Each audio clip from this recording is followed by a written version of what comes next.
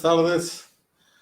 Iniciamos hoy con la transmisión ya última de agosto, ¿sí? Y tenemos hoy con nosotros al maestro Leobardo Martín Vázquez González, él es maestro en finanzas y tiene también una maestría en evaluación de empresas e intangibles.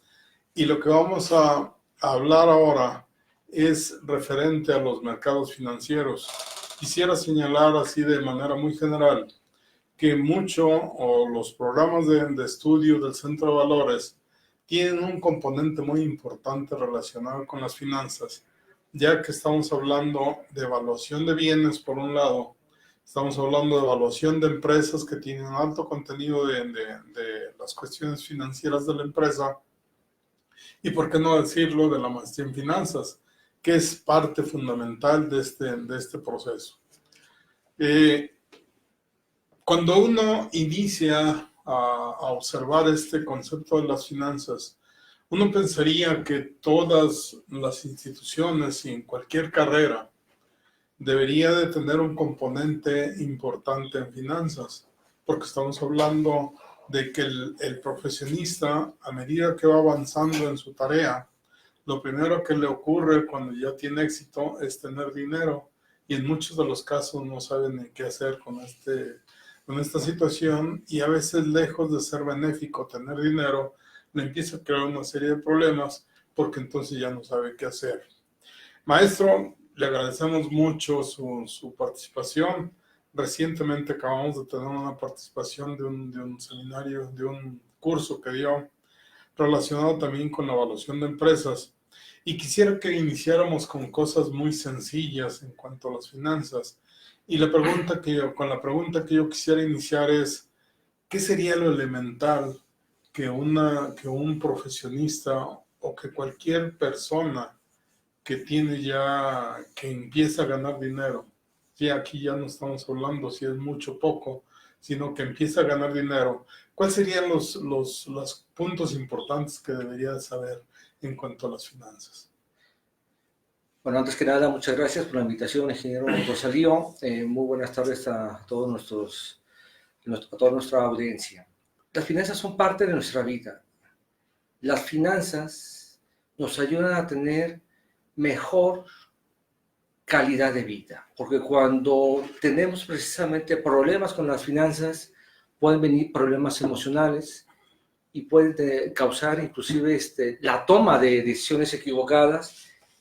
Y normalmente cuando se empiezan a tener problemas con finanzas es por desconocer los conceptos básicos. El primer concepto de finanzas que me gustaría comentar esta tarde es que debemos de saber vivir cuando menos con el 90% de nuestro ingreso. Aprender a vivir con el 90% de nuestros ingresos significa que tendremos un ahorro del 10%. Ese 10% del ahorro se debe de convertir en una inversión que nos genere mayores beneficios a través del tiempo. Cada mes, cada semana, vivimos con el 90% de nuestros ingresos, vamos generando un ahorro y esa cantidad de ahorro que se va acumulando, pues sería una inversión, la cual nos debería de generar un rendimiento. Adelante. Gran parte de los problemas financieros que surgen a nivel personal son por temas de endeudamiento. Al gastar dinero por encima de nuestro ingreso, la única forma de poder hacer eso es que estamos viviendo con financiamiento de la tarjeta de crédito o con el dinero que nos prestan nuestros familiares y con nuestros amigos. Entonces, conforme va pasando el tiempo, esa deuda se va acrecentando y llega un momento donde nuestro ingreso queda muy rezagado y el nivel de la deuda elevado. Y ahí es cuando empezamos a perder el patrimonio que hemos hecho durante años. ¿Por qué? Porque empezamos a tener demandas, nuestros acreedores nos empiezan a exigir el pago de esa deuda y ahí es cuando empezamos a perder el patrimonio. El primer paso para tener finanzas sanas sería aprender a vivir con el 90% de nuestro ingreso y el restante 10% convertirlo en un ahorro que con el paso del tiempo se vuelve en una inversión. O sea, que lo que podríamos nosotros señalar es que ahorro tiene una relación muy directa con inversión. Una vez que empezamos a ahorrar, también necesitamos que ese ahorro se convierta en que genere dividendos. Y entonces, pero a veces entendemos que el ahorro es un proceso que no es sencillo, porque lo más fácil a veces para una persona es deber, y ya cuando llega a que le cobran, bueno, pues tiene que pagar, ¿sí? Pero esa cultura, ¿cómo podríamos generar esa cultura del ahorro? El ahorro es el no gasto en el presente para tener un mejor beneficio en el futuro. Entonces, esa cultura del ahorro se va generando con una conciencia personal de tener los gastos controlados. Y controlados me refiero a que nuestra capacidad de generar dinero, ahorramos el 10% y el otro 90% pues sería prácticamente nuestros gastos. Ese 10% que es el ahorro, inversión y la acumulación de ahorro e inversión es lo que se vuelve en el patrimonio. Eso sería el patrimonio. Entonces, cuando nosotros aprendemos a vivir con el 90% de nuestros ingresos, estamos enviando un mensaje a nuestro subconsciente. Lo que tú eres capaz de generar es con lo que vives hoy en día. Y eso es también lo que nos hace desarrollarnos para poder llegar a lograr grandes patrimonios. De otra manera, si terminamos en el lado cómodo de las cosas, o sea, tenemos un solo ingreso, el auto lo debemos, la casa donde vivimos lo debemos, pues prácticamente estamos a expensas pues del salario que tenemos. Y cuando vienen los problemas económicos, el entorno económico, pierdo el empleo, ahí es cuando se viene una situación pues caótica financiera. Cuando tengo la mentalidad de vivir con el 90% de lo que genero, mi mente, mi cerebro, mi capacidad creadora me va llevando a identificar oportunidades en el ámbito profesional, en el ámbito laboral y estar creciendo en mis ingresos. Cuando hablamos de este 10% de ahorro, ¿tendrá alguna relación con ese 10% que se da en algunos casos para que la gente sepa que es capaz de producir, que es capaz de que le sobre? Sí, así es, definitivamente. Y de hecho es el mínimo, esa capacidad de ahorro pues debería ser el mínimo el 10%. Entre mayor sea el porcentaje, mayor va a ser la velocidad con la que va a estar creciendo nuestro patrimonio. Y ahí se presenta un fenómeno. ¿Por qué? Porque ese 10% del ahorro me debe de generar un beneficio y ese beneficio pues tiene que estar en activos que me generan un rendimiento por encima de la tasa de inflación. Y ahí es donde entran los mercados financieros.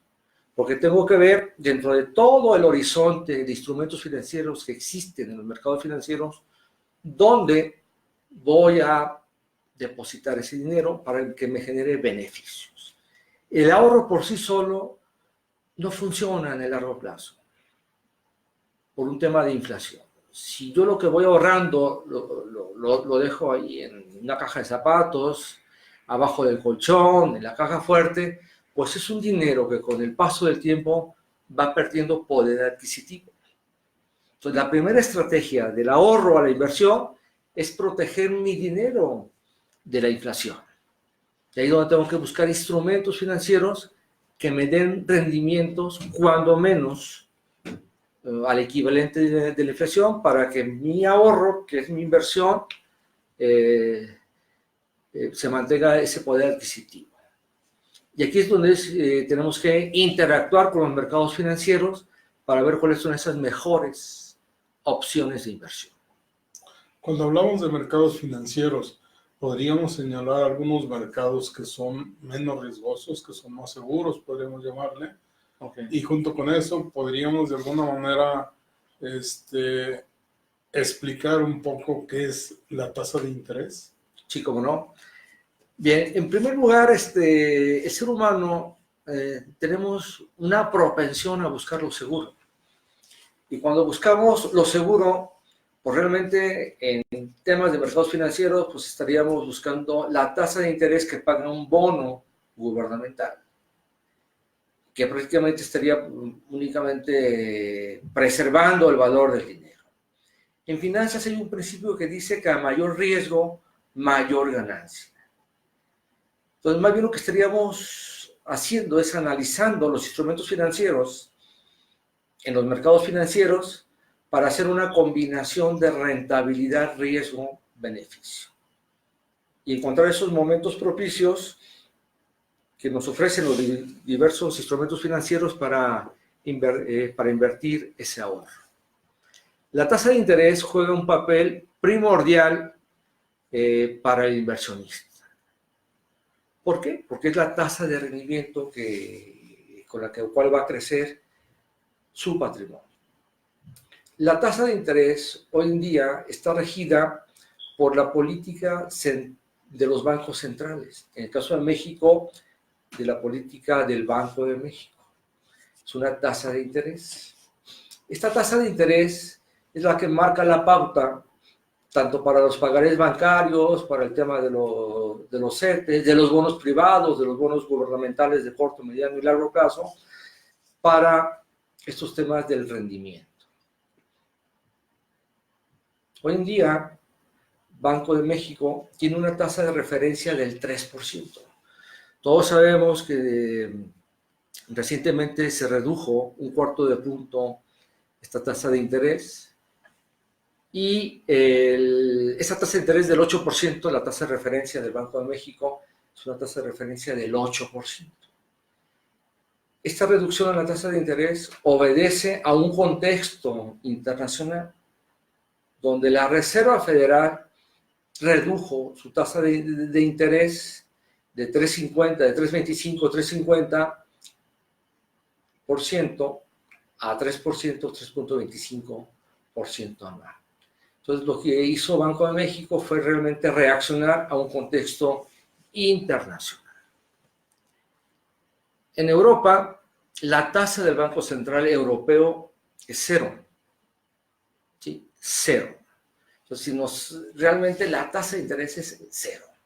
Y recientemente el Banco Central Europeo, en voz de su director general, Mario Draghi, comentó, si es necesario, vamos a reducir nuestra tasa de interés. Si la tasa de interés es 0, y si es necesario la van a reducir, pues significaría que estarían en el terreno de tasas negativas. Desde mi punto de vista, creo que en el contexto internacional las tasas de interés van a tener esa tendencia a la baja.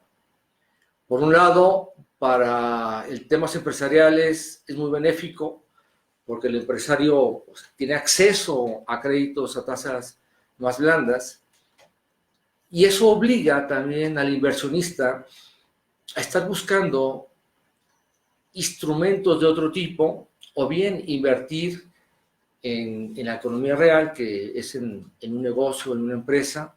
Se genera un círculo virtuoso, porque en vez de depositar el dinero en un bono gubernamental a una tasa de interés baja, que podría llegar a 0, en el contexto internacional, bueno, pues asume más riesgo y busca un rendimiento por su patrimonio, por su capital y invierte en empresas. Ese dinero va a las empresas, se crea actividad económica, se crea empleo y bueno, se convierte en un círculo virtuoso, como lo llaman los economistas. Pero obviamente que el inversionista estaría buscando mayor riesgo para obtener la rentabilidad deseada. De hecho, hoy en el mundo se está presentando un fenómeno en Europa. Hay varios bancos centrales de países europeos que están emitiendo bonos gubernamentales a tasa negativa, lo cual significa que quien compra ese bono recibe una cantidad inferior a su capital, o sea, no hay rendimiento, no hay interés. ¿Quién compra ese bono? ¿Quién compraría un bono a tasa negativa? Alguien que está protegiendo su dinero y que prefiere perder un cuarto de punto. Estas tasas negativas de los bancos centrales europeos, Dinamarca, Irlanda, la misma Alemania tiene tasa de interés negativa, es más o menos como de un cuarto de punto. Cuando hablamos en finanzas de tasas de interés, siempre nuestras referencias son tasas de interés anuales. Entonces, una tasa negativa de 0.25% sería una tasa anual.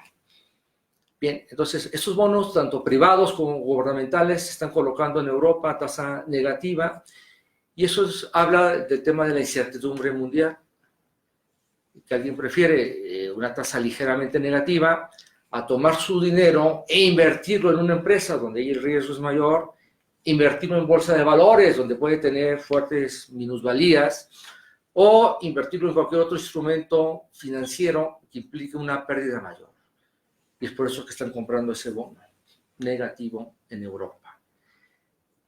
Ustedes habrán escuchado al presidente Donald Trump con un tema ahí con Jerome Powell de la Reserva Federal, donde públicamente le dice que esa tasa de interés en Estados Unidos esa tasa de interés de 2% a 2.25% debe llegar a cero. Y vamos a ver cuál va a ser la reacción de la Reserva Federal ahora en la reunión de septiembre, donde posiblemente vuelvan a bajar esa tasa de interés de referencia de la Reserva Federal, por lo cual ya marcaría el camino a que tarde que temprano estos bonos gubernamentales en Estados Unidos pues llegarían a esas tasas. En la vida real, en la economía, maestro, ¿cómo podríamos percibir, por ejemplo, una baja de tasa de interés y el proceso inflacionario? ¿Qué hace aquí? ¿Cuál es el papel que juega el Banco Central, el Banco de México en este caso, para poder controlar esas dos cosas, que por un lado es inflación y por otro lado estamos hablando de tasa de interés? Entendiendo que al momento de que bajo la tasa de interés, aparentemente hay mayor inversión, ¿sí? Pero ¿qué pasa cuando hay un proceso inflacionario? ¿Qué es lo que el banco maneja y cómo se pretende que se manejen estos dos puntos que son muy importantes? Porque cuando las tasas de interés se reducen, hay mayor propensión por parte de las empresas a asumir nuevos proyectos y a ser financiados vía inversión privada o vía deuda bancaria. Entonces, por un efecto de oferta y demanda, al momento en que las empresas empiezan a demandar maquinaria, mayor cantidad de insumos, pues eso podría generar ese tema inflacionario de la subida de los precios en el corto plazo. Pero en el mediano plazo y en el largo plazo se estaría generando actividad económica y estos flujos de oferta y demanda se regulan y podrían llegar a niveles de estabilidad. No es algo, desde mi punto de vista, inflacionario de mediano o largo plazo en el que la tasa de interés suba. Sin embargo, en el mercado de divisas sí hay un fuerte impacto. Cuando un país reduce su tasa de interés, el inversionista internacional liquida sus posiciones en ese país de bonos, los vende. ¿Por qué? Porque está recibiendo menor tasa de interés y se lleva ese capital a otros instrumentos. Puede ser un bono gubernamental en Brasil, en Singapur, en Turquía, donde la tasa de interés es más alta. O también puede optar por este tema de invertir ese capital en bolsa de valores. Entonces sí se presenta ese fenómeno. Un país reduce su tasa de interés, la inversión especulativa de corto plazo, mediano plazo, se va a otros mercados que ofrecen una tasa de interés mayor y por efecto de oferta y demanda, o sea, tengo mi inversión en pesos, vendo mis pesos y compro dólares, genero demanda de dólares, el tipo de cambio sube. Y ahí es donde sí hay temas de depreciación de la moneda local cuando la tasa de interés baja. Cuando observamos todo este tipo de conceptos, ¿no? Llevando en principio, ¿cómo ve usted en el trayecto un estudiante que viene a cursar una maestría en finanzas? ¿Qué es lo que él percibe? ¿Cómo lo percibe usted en el trayecto de estos 2 años que está prácticamente de vacaciones aquí en el Centro de Valores? Okay. De vacaciones porque uno está de vacaciones cuando está en lo que uno le gusta. Porque está divertido. Así es. Muy bien, los alumnos que cursan la maestría en finanzas en el Centro de Valores, ellos lo que van desarrollando es un conocimiento técnico y cómo pueden evaluar un nuevo proyecto de inversión, la ampliación de un proyecto de inversión, el análisis financiero de una empresa y también el dilema que muchos empresarios tienen. ¿Tomo deuda en dólares o tomo deuda en pesos mexicanos? Entonces, el estudiante que se forma en finanzas y se forma bien, pues va a desarrollar esas habilidades técnicas para poder hacer valoraciones de toma de decisiones financieras en cuanto a financiamiento e inversión. En algunos casos ya en los cursos avanzados, pues pueden llegar a hacer valoraciones de riesgo, ¿no? De análisis de riesgo en toma de decisiones de inversión o de financiamiento.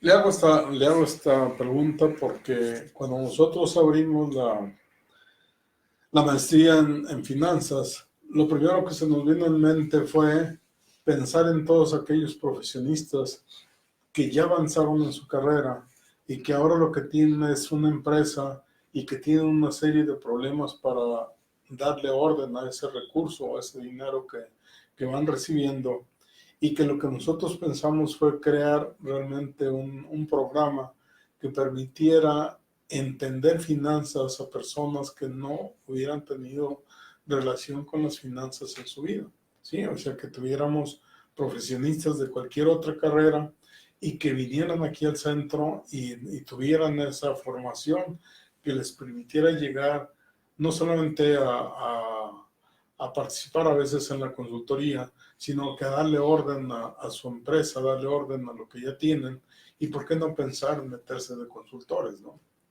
Así es. ¿Cómo los ve usted? ¿Cómo los ve en el trayecto? Ellos van desarrollando sus habilidades, sus capacidades. Recuerdo que un alumno de la maestría en finanzas, en segundo cuatrimestre, vimos la técnica de evaluación de proyectos de inversión y una vez que terminó ese entregable para aprobar la materia, en el tercer cuatrimestre me comentó que había una empresa que le había ofrecido los servicios precisamente para evaluar un proyecto de inversión. Se le platicaron que este empresario estaba desarrollando un nuevo producto, pero no lo tenía valorado financieramente, o sea, qué tan rentable era o no. Y este proyecto se iba a llevar a cabo a través de un crédito bancario. Entonces, él hizo todo el estudio y prácticamente fue su primera experiencia profesional en este tema. Después me lo encontré años después y me dice, oye, ¿te acuerdas de aquel caso que llevé a cabo? Pues ese empresario le resultó muy exitoso esa valoración financiera y bueno, pues la empresa sigue creciendo, este exalumno sigue haciendo esas evaluaciones de proyectos de inversión para esta empresa, pero obviamente pues también ya ha tenido recomendaciones en el camino y en ese sentido o sea, aplicó la técnica. Esto es como toda la vida, ¿no? Uno aprende cosas y en la medida en que uno es capaz de crear, atraer clientes, proyectarse profesionalmente, pues claro que se puede vivir de esto, de la asesoría, de la consultoría en finanzas. Nos dice Cecilia que tenemos por ahí 2 preguntas. Si nos puedes indicar, Cecilia, por favor. Sí, una de las preguntas es, perspectiva del maestro, en el caso de Estados Unidos-China, ¿habrá recesión mundial? Esa es la pregunta de los $1,000 millones, ¿no? Desde el punto de vista, esta es una situación que cada vez es más compleja, más álgida, Y bueno, pues es una guerra comercial. Y una guerra comercial no sabemos cómo pueda terminar. Pero las consecuencias las tenemos a la vista de todos. No hay crecimiento mundial. Las economías del mundo no están creciendo. No sé, la audiencia, ingeniero, pues, el entorno económico es complejo aquí en México, ¿no? O sea, es complejo. Yo imparto clases a nivel de maestría, a nivel de licenciatura, tengo actividad profesional y tenía ya como 3 o 4 o 5 años que no veía a tanto exalumno a nivel de licenciatura que estuviera buscando trabajo y que realmente no encuentra una oportunidad. Y hubo una época anterior donde prácticamente se graduaban y tenían trabajo. Pues es el entorno, ¿no? Cada quien tendría que hacer una valoración en el ámbito donde se desarrolla, donde nos desarrollamos, y si vemos crecimiento o no vemos crecimiento económico. Pero a nivel mundial no hay crecimiento económico, hay una contracción. Hoy mismo el Banco de México redujo la perspectiva de crecimiento de nuestro país del 0.20% al 0.7%. O sea, es un crecimiento paupérrimo. El país necesita alrededor de crear 400,000 empleos anuales. Ahorita la tasa de desempleo en México, pues, afortunadamente es muy baja, 3.5%. Entonces, la guerra comercial hace difícil que una política económica de cualquier país pueda ser exitosa cuando el entorno económico mundial no está creciendo las economías. Adelante, Cecilia. La otra pregunta es, ¿una tasa baja o negativa promueve el consumo? Sí. Estados Unidos tuvo durante años, en la época de Ben Bernanke como presidente de la Reserva Federal, tasa de interés cero. Se generaron empleos, la economía del país mejoró, pero se presentó un fenómeno en las familias estadounidenses. Se endeudaron. Las tasas de interés bajas son tasas de interés que se reducen tanto para consumo como empresariales, cada una dentro de su rango, pero las familias americanas se sobreendeudaron. Por eso, en aquel momento, Ben Bernanke, presidente de la Reserva Federal, hablaba de normalizar la economía. Entonces, efectivamente, una tasa de interés cero propicia el consumo.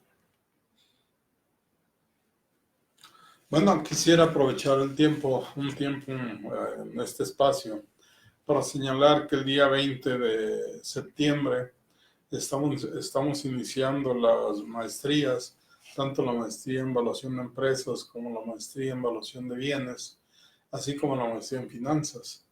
Pero además quisiera señalar que el día de mañana iniciamos a través del Instituto Nacional de Evaluación Agropecuaria y Forestal un simposio que va a estar ubicado en el Hotel Holiday Inn Express. No es Express, es Select, que está ¿cómo se llama? Por López Mateos y Niños Héroes, ahí en la glorieta que le llaman la glorieta de los caballos. Y entonces ahí se va a llevar una serie de planteamientos, y el tema que vamos a discutir en esta ocasión es el mayor y mejor uso. El mayor y mejor uso visto desde el concepto de darle valor a las cosas, y entonces tenemos que buscar el mayor y mejor uso para encontrar el mayor valor de este bien cuando nosotros lo estamos evaluando.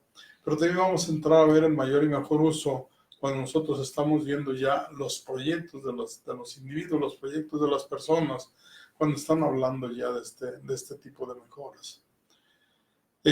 No sé cómo andemos de tiempo, pero los tiempos aquí son muy reducidos, tenemos media hora nada más.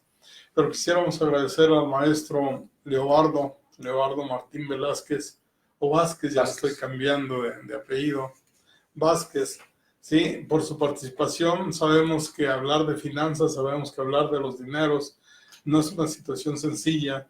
sobre todo cuando nosotros decimos que tenemos que tenerlo primero para ponerlo a trabajar y el proceso es empezar a generar dinero. Yo recuerdo cuando recién empecé a incorporarme a la vida, vamos llamando profesional, yo hice una vez una suma de todo lo que podía ganar en toda la vida y me di cuenta que no era el camino por eso, sino que teníamos que buscar otros caminos para llegar algún día a tener algún bien diferente a lo que era el empleo, ¿no? Le agradezco mucho, maestro. Este es un espacio que nos ha permitido acercarnos un poco más a nuestros alumnos, pero también a un tanto a la sociedad para ver temas muy, muy específicos. Pues un gusto haber estado con ustedes, compartir esos conceptos de finanzas y siempre hay que tener una mentalidad positiva. Aún así, en una época de crisis, en una época de recesión, siempre se presentan oportunidades. Grandes empresas hoy en día conocemos, nacieron en una economía de guerra, donde todas las variables económicas eran muy malas, y hoy en día son grandes empresas. Entonces, siempre hay oportunidades para la mente que está preparada. Muchas gracias. Muchas gracias. Gracias, Cecilia.